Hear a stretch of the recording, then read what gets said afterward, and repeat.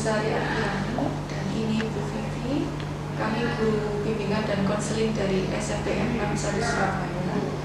Tujuan kami ke sini adalah ingin melakukan wawancara seputar program kegiatan apa saja yang ada di BNN Kota Surabaya.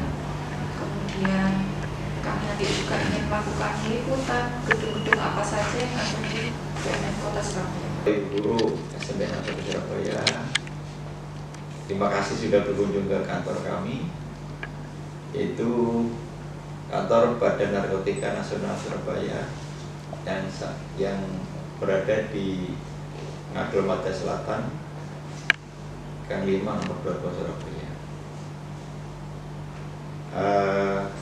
Kantor BNN ini merupakan lembaga pemerintah Kementerian dan Departemen, langsung di bawah pimpinan Kepala BNRI, itu Bapak Komisaris Jenderal Polisi Heru, di bawah langsung Kepresidenan. Jadi ini organisasi struktural.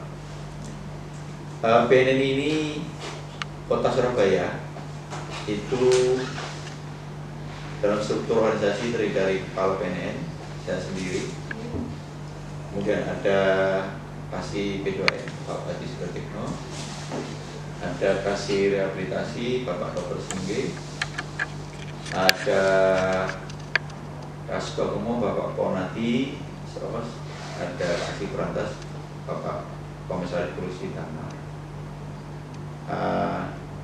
Tentunya mereka memiliki tugas pokok, fungsi dan peranan masing-masing. Saya Kepala BNN, tentang sebelumnya terhadap organisasi BNN yang ada di Surabaya. Kemudian Pak Badi ini adalah Kasih P2M bidang pencegahan dan pemberdayaan masyarakat. Visi dan misi BNN. Ini yang penting. Visi BNN adalah mewujudkan masa depan yang sehat, bebas, bersih dari peredaran narkotika, dan terselamatkan dari kejahatan narkotika. Itu visi. Mewujudkan masyarakat Surabaya sadar, bersih dari narkoba dan juga dari kejahatan narkotika. Kemudian visinya adalah menyatukan dan memperan seluruh potensi masyarakat Surabaya untuk bersama-sama memberantas, mencegah, melawan adanya dugaan peredaran gelap narkotika. Itu visi. Di Surabaya juga menangani rehabilitasi yang sebelumnya dilakukan TAT, Tim Assessment Center terhadap pengguna, pecandu narkotika dan sejenisnya. Kita juga kerjasama dengan Rumah Sakit Surabaya, Rumah Sakit Melut yang terkenal itu adalah Rumah Sakit Jiwa, tapi bisa juga menerima rekomendasi kiriman dan penyakit narkotika saja. Juga ada rumah-rumah rehabilitasi, ada Plato, ada Rumah Sakit Bambu, KMDN. Ini semua adalah rujukan untuk merehabilitasi para pecandu narkotika. Kalau hasil pengungkapan narkotika, maka proses dari penyidikan, kejaksaan sampai pengadilan, lembaga pemasaran. Pada masa pandemi seperti ini, kegiatan apa saja yang BNN Kota Surabaya sudah laksanakan, Pak? Baik, sebetulnya program itu tetap berjalan. Berjalan libat BNN itu pencegahan, pemberantasan peredaran gelap dan produksi narkotika itu siap terima. Hanya saja di tengah-tengah pandemi ini, untuk keselamatan bersama, kita tetap memperdomani mematuhi protokol kesehatan yang sudah diberikan oleh pemerintah. Nah, strategi yang paling efektif untuk sosialisasi itu adalah dengan cara daring, dengan cara virtual atau dengan Zoom itu. Dilaksanakan yang virtual. Tentunya batas waktunya juga terbatasan waktu, tempat, tapi insya Allah masih efektif. Strateginya itu seperti apa sih Pak agar penyalahgunaan dan peredaran narkoba ini berkurang khususnya untuk para pelajar di kota Surabaya? Jadi ada dua strategi yang kita berlakukan, yang kita kerjakan di sini. Strategi pencegahan dan strategi pemberdayaan masyarakat. Kenapa kita pakai strategi pencegahan gitu? Strategi pencegahan ini konotasi kami dengan mencegah itu nanti bisa memberantas. Nah, strategi pemberdayaan masyarakatnya bagaimana? Pertama, kita melakukan pembentukan penggiat tadi disampaikan. Kita latih. Kemarin sudah kita berlakukan 2 angkatan pelatihan penggiat dengan bimbingan teknis guru BK dari 40 sekolah. Guru BK yang kita sudah bintek ini diharapkan nanti di sekolah. Beliau yang sekarang ini waktu bintek ini kan objek nih guru BK. Nanti setelah kembali ke sekolah, guru BK, Pak Guru BK ini menjadi subjek yang mencari objek di siswa didik. Dibentuklah relawan atau satgas di sekolah untuk kepanjangan tangan BNN di sana.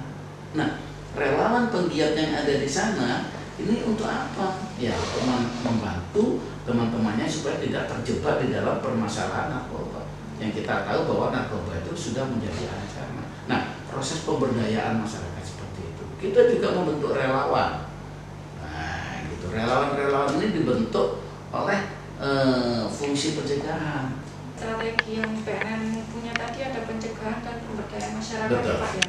Salah satunya pelaksanaan bintek kemarin. Siap. Jadi sekolah dibentuk untuk membuat seorang relawan satgas anti narkoba. Iya. Lah dari pelaksanaan bintek yang kemudian sekolah-sekolah membuat relawan satgas, apakah ada ditemukan beberapa contoh kasus yang dilaporkan atau sebagai tindak lanjut yang dilaporkan ke BNN untuk terkait penyalahgunaan narkoba itu? Ketika dibentuk satgas, satgas ini ada temannya yang terindikasi sebagai korban penyalahgunaan, dilaporkan kepada guru BK.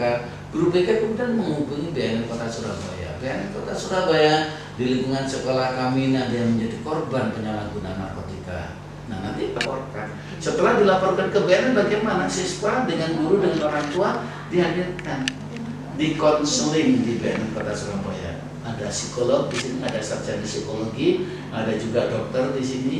Kalau misalkan butuh, ini siswa ini butuh dilakukan rehabilitasi rawat inap, kita sudah ber-MOU dengan Rumah Sakit Jiwa Menur. Di sana kan ada Polinapsa. Kita akan rujuk ke sana yang dilakukan oleh BNN Kota Surabaya. Follow up-nya seperti itu. Ya, jadi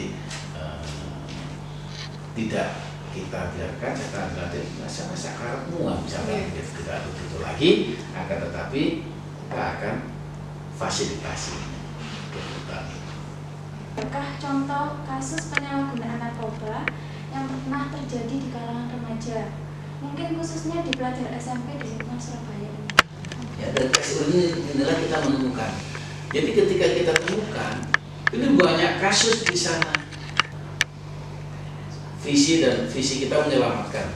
Jadi kita tidak menghukum. Visi kita tidak menghukum, ini pecandu yang kita temukan. Dari tes urin positif dari mana? Nah, ini kita kembangkan. Untuk mengembangkan kasus ini ada petugas sendiri, ada fungsi sendiri, namanya fungsi pemberantasan. Nah, terlepas dari itu, karena tadi strategi yang kita pergunakan, nah dari siswa ini kita konseling, ada dan ini terjadi. Tapi setelah satu siswa ini, karena kita tidak bisa tes semua siswa, ya kita beberapa, ada nggak temanmu? Ada nggak temanmu yang melakukan seperti kamu tapi tidak ikut dalam? Ada, Pak. Nah, ini akhirnya dengan ini berkembang. Yang tadinya kita temukan satu bisa, tapi bagaimana caranya? Dengan pendekatan dari hati ke hati. Kita tidak tekan dia. Jadi kita dari hati, sehingga dia dengan sukarela ini menjelaskan. Kalau kan dia dengan ketakut bahkan tidak akan cerita, gitu kan? Nah, jadi dia akan bercerita sehingga di sekolah itu kita bisa dapatkan lebih dari 2 orang. Jadi seperti itu. Ini contoh konkret dan ini sudah terjadi.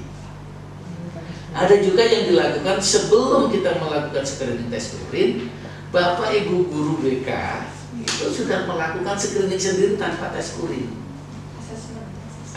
Mereka asesmen tanpa adanya screening tes urin.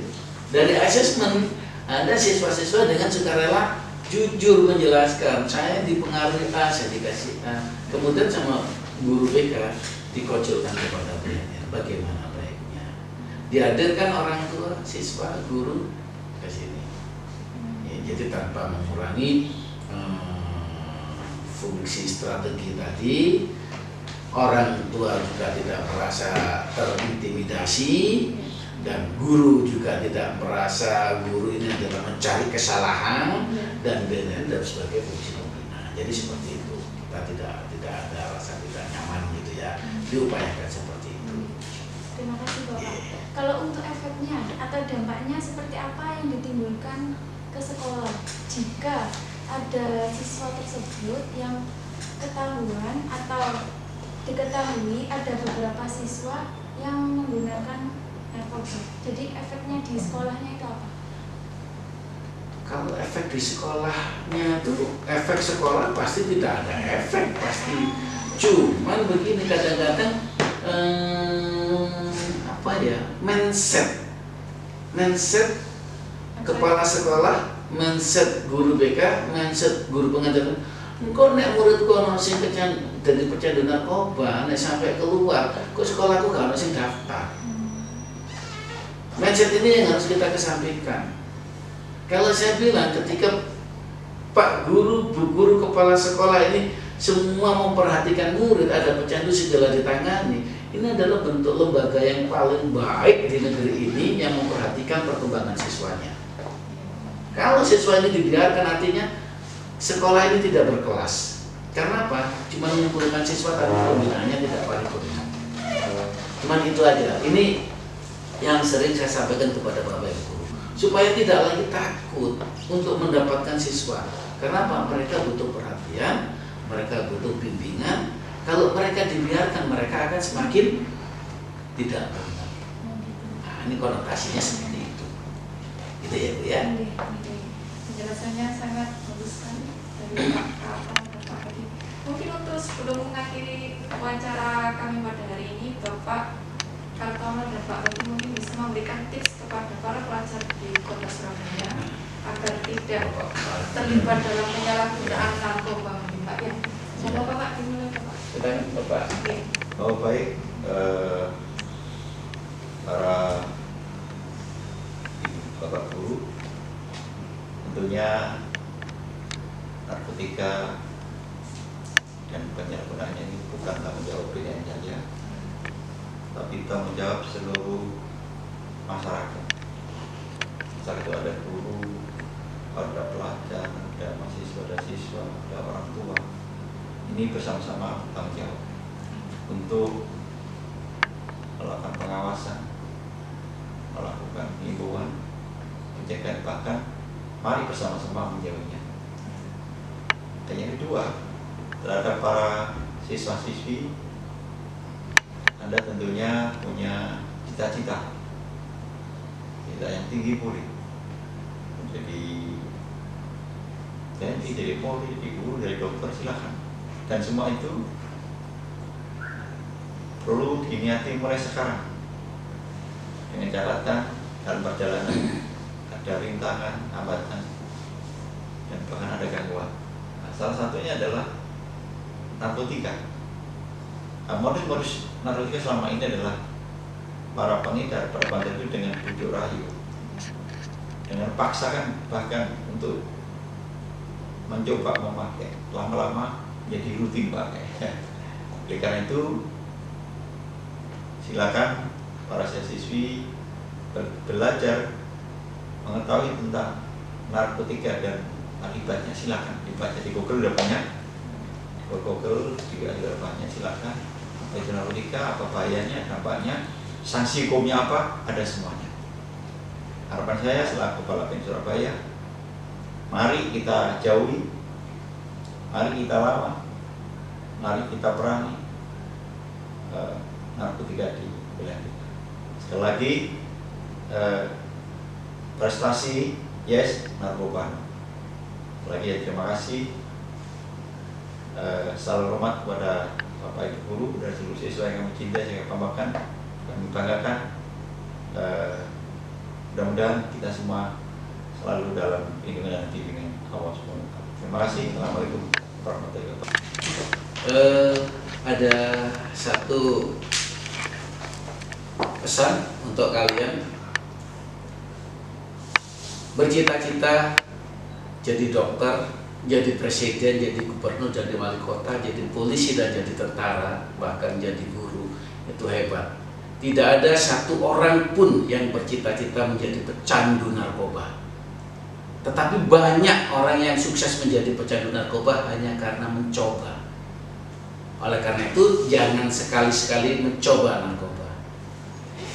Lakukan kegiatan positif, berolahraga, berprestasi, itu lebih baik.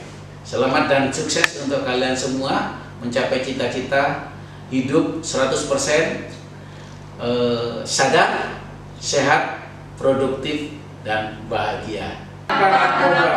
SMP Negeri 61 Surabaya, wani lawan narkoba. Prestasi yes, narkoba no.